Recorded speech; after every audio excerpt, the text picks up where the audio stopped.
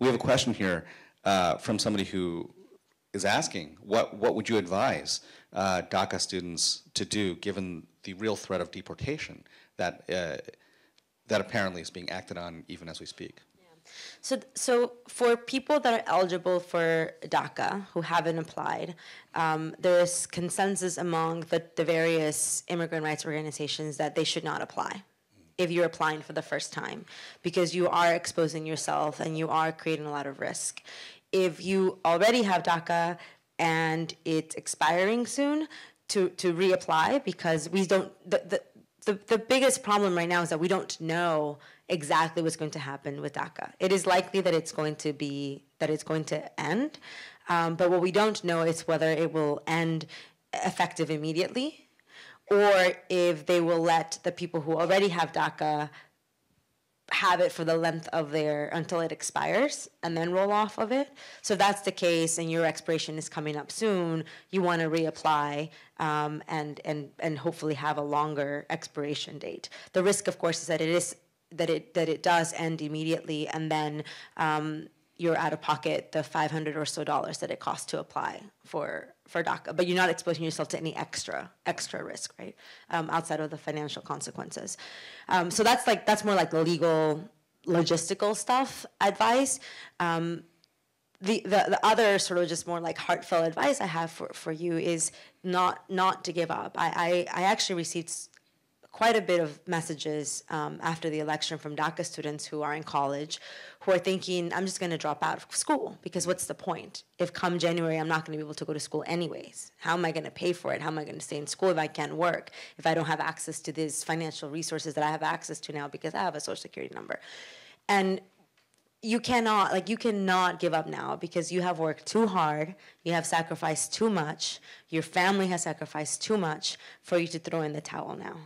There are a lot of people, some of which are in this room, there are a lot of us who are standing behind you, who are going to fight all we have to fight in order for you to continue to be in school, to continue to pursue your dreams, so you cannot give up now. It really is true that, you've got to fake it till you make it. I mean, I did that my whole life, and it turned out okay. I have one last question, and then we're going to end, and it's a simple one.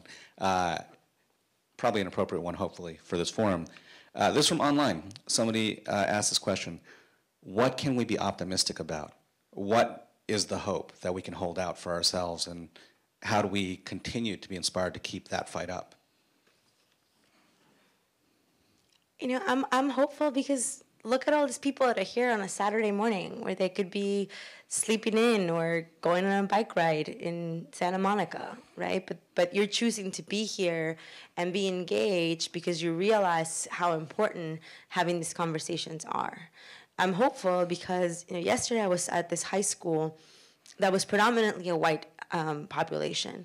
And I mean, the things that these kids came up and told me were so incredible and so encouraging. And so I'm so encouraged by the fact that, yes, the country is very divided. And by the way, regardless of what the results of the election would have been, there's still 50% of people who wouldn't have chosen that candidate, right? And that division is probably the most scary part. But at the same time, it's encouraging to know that there were that many millions of people who stood up and said, no, we are not okay with these policies that you are proposing. We are not okay with the language that you use to describe these issues and this group of people. And that's encouraging and that's hopeful. And, I could be a cynic about America, but I'm not. I love this country and I believe in this country and I believe that we will endure again. Thank you so much, Julissa. Thank you, guys.